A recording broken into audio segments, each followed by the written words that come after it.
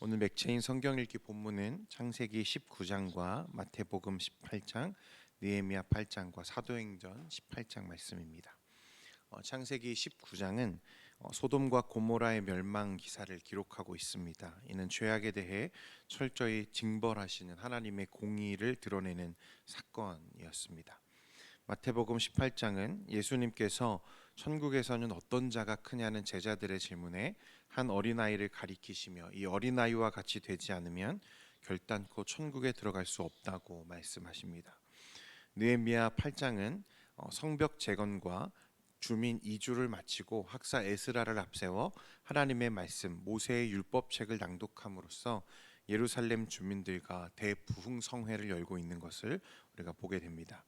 사도행전 18장은 사도 바울이 고린도에 머물면서 감당했던 이 사역들과 그 이야기들을 기록하고 있습니다. 오늘도 은혜 안에서 말씀 안에서 은혜로운 묵상 되시기를 바랍니다.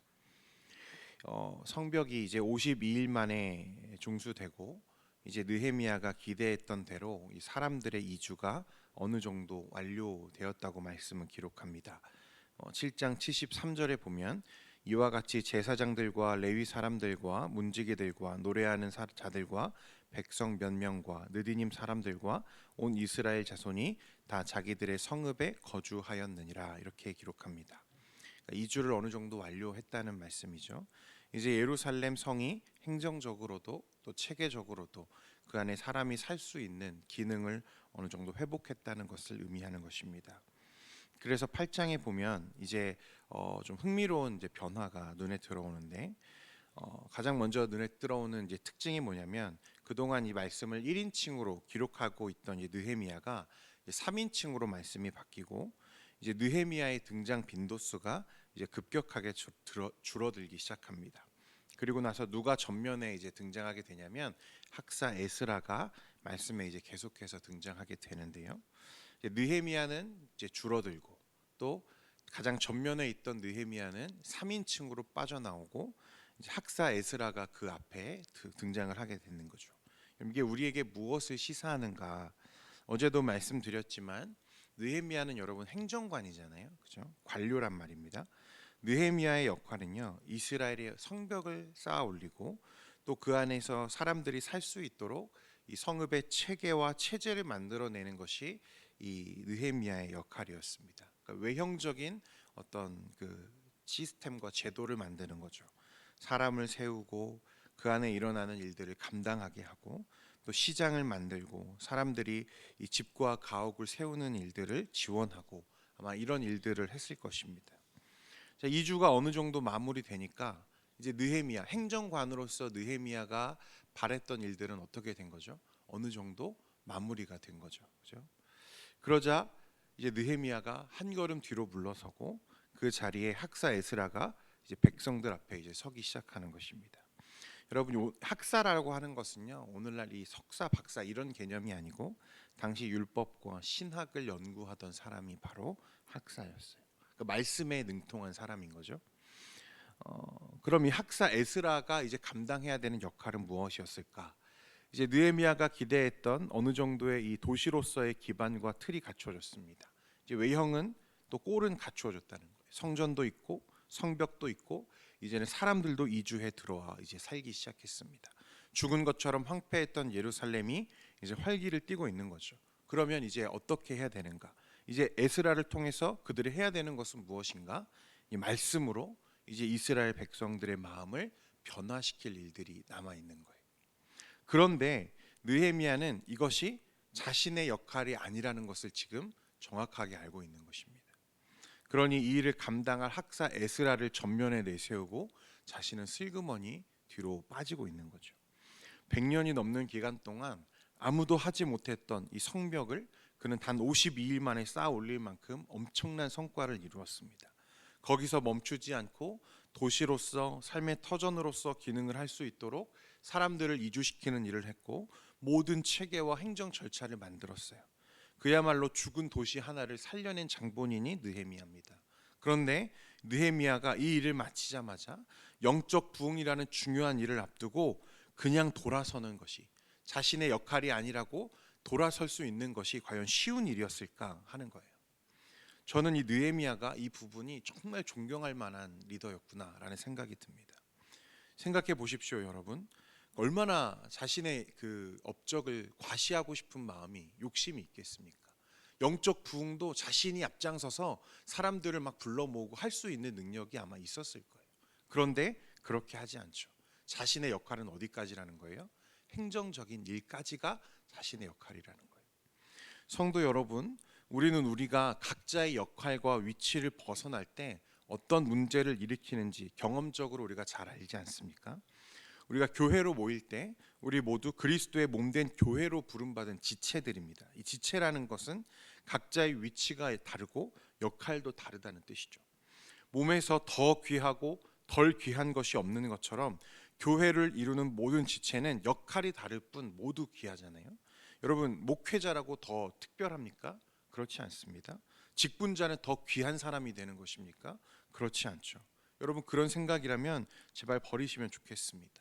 우리가 자식의 역할을 너무 가볍게 여기는 것도 문제가 되고, 또 자기의 위치와 역할을 넘어서 자신의 역량을 넘어서는 일에 욕심을 부릴 때도 항상 교회는 문제가 생기는 것을 우리가 보게 됩니다.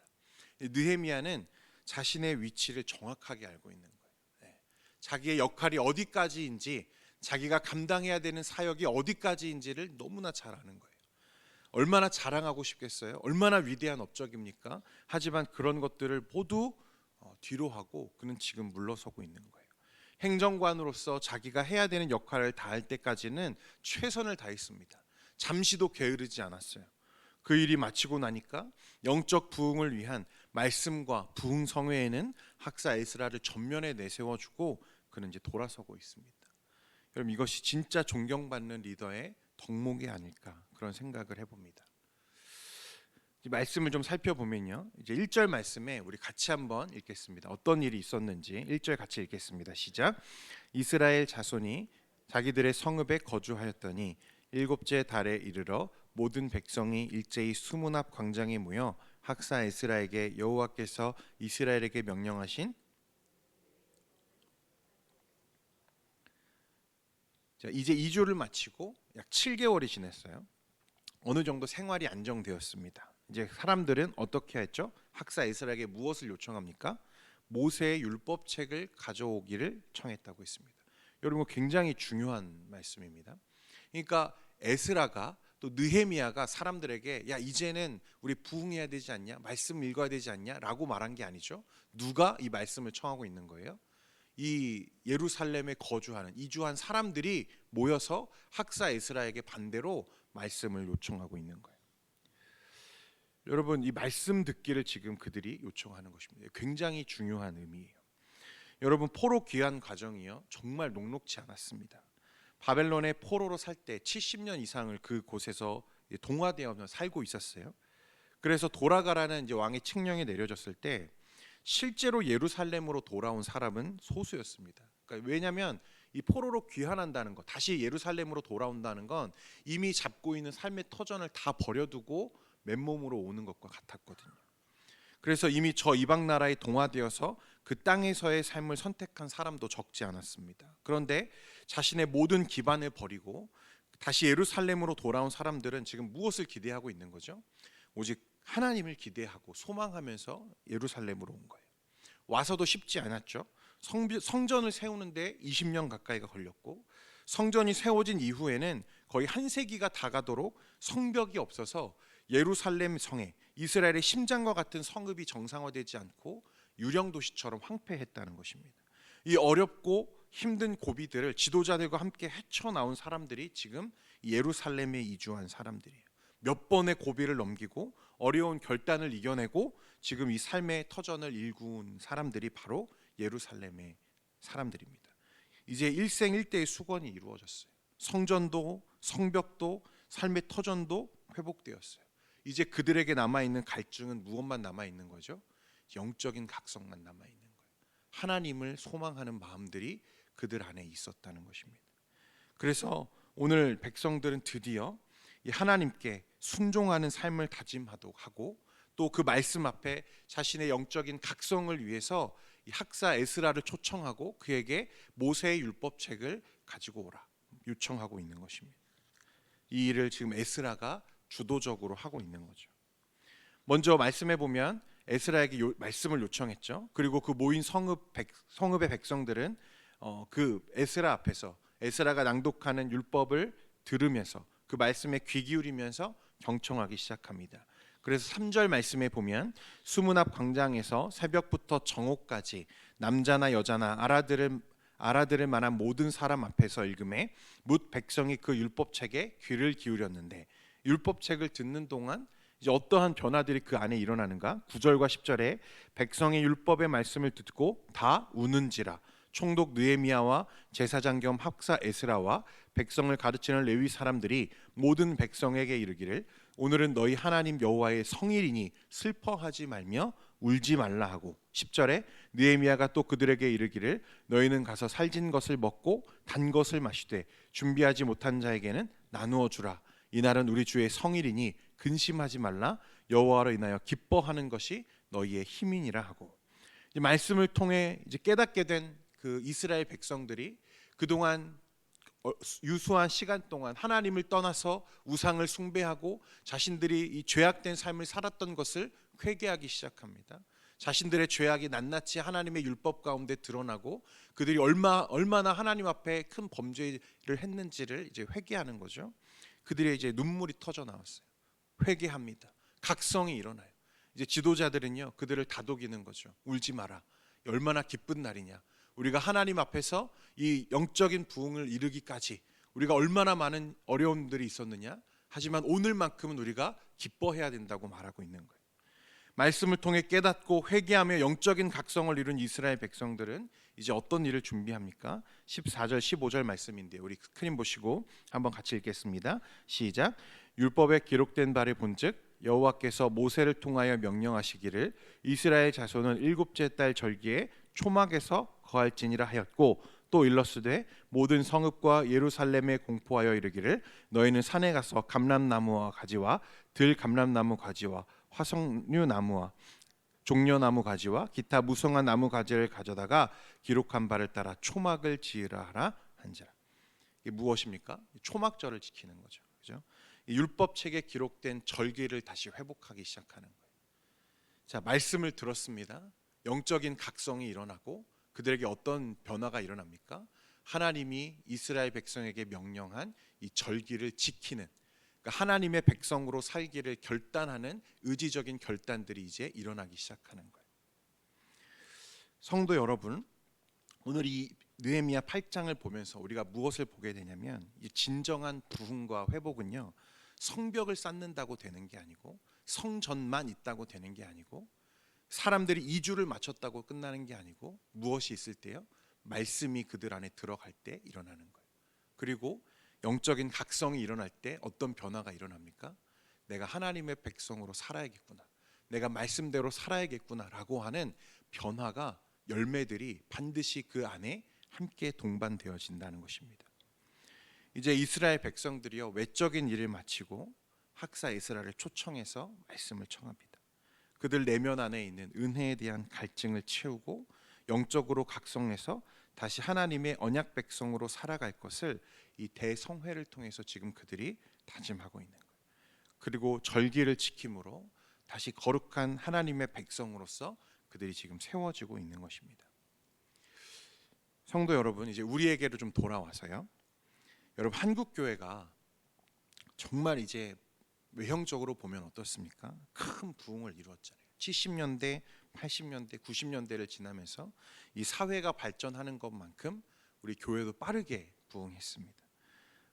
예전에 70년대, 80년대에는 천막 치고 예배드리던 환경에 비하면 여러분, 오늘날 우리는 얼마나 화려하고 얼마나 웅장하고 멋진 이 교회에서 우리가 지금 예배를 드리고 있습니까? 내부 인테리어는 얼마나 좋습니까? 그렇죠? 그런데 교회에 사람들이 막 몰려드니까 우리는 그것이 마치 부흥인 것처럼 혹시 안주하고 있지는 않았는가 하는 생각이 듭니다. 그런데 오늘 말씀에 보니까 무엇이 있어야 되죠? 말씀이 있어야 돼요. 말씀이 그들에게 들려지고 그 말씀이 그들에게 각성을 이루고 또 각성된 그 백성들이 변화된 삶을 살아갈 때 부흥은 완성되는 거예요. 그런데 화려한 건물은 지었어요. 큰 교회들이 세워졌습니다. 10만 명, 20만 명이 모이는 교회들이 생겨났어요. 그런데 무엇이 없습니까? 그때에 비해서 천막치고 예배하던 때에 비해서 말씀이 없고 기도가 없어요. 부흥에 대한 열망이 없고 영적 각성에 대한 목마름이 사라지는 시대를 지금 우리가 살고 있습니다. 여러분, 교회 건물이 중요한 게 아니죠. 사람이 많이 모이는 게 중요한 게 아닙니다. 그 안에 무엇으로 채워야 되는 거예요? 말씀과 기도와 하나님에 대한 목마름으로 우리가 주님 앞에 서야 된다는 거예요. 그러할 때 여러분 진정한 부흥이 오고 또 충만한 하나님의 은혜가 그 자리에 함께하는 거예요. 교회는 번듯하게 지어놨는데 얼마나 많이 그 자리들이 비어갑니까? 얼마나 빈자리들이 많아지고 있습니까? 코로나를 만나면서 또 얼마나 많은 성도들이 자리를 떠나갑니까? 사랑하는 성도 여러분, 우리가 이제는 우리부터 좀 점검하면 좋겠습니다. 외형적인 것에 여러분 우리가 너무 그동안 열을 썼다면, 이것도 중요합니다. 여러분, 외형적인 것이 중요하지 않다는 게 아니에요. 영적인 각성을 이루지 못한 것, 이스라엘 백성이 회복하지 못한 건 분명히 성벽이 없어서 성전이 없을 때에도 마찬가지였죠. 이제는 그것들이 있다면, 세워졌다면 이제 무엇을 할 차례입니까? 말씀을 들을 차례라는 거예요. 사랑하는 성도 여러분, 이스라엘 백성들은요 오늘 너무 행복한 시간을 이제 마주했죠. 그 기간의 모든 고생을 뒤로하고 진정한 하나님과의 회복, 이스라엘 공동체의 회복을 이 대부흥 성회를 통해서 선언하고 있는 것입니다. 사랑하는 성도 여러분, 2022년에는요 우리가 코로나 상황이라고 하는 동일한 어려움을 우리가 갖고 살아가겠지만, 우리가 표어에 기록한 대로 하나님과 함께, 성령과 함께, 또 기도와 함께 오늘 이 이스라엘 백성들이 경험했던 진정한 영적인 각성이 우리 교회에도 있었으면 좋겠습니다. 그래서 말씀을 그 안에 채우고 여러분 기도로 그 안에 행복을 누리고 또 우리 교회가 정말 하나님 앞에서 부흥하는 올 한 해가 되기를 소원합니다. 기도하겠습니다.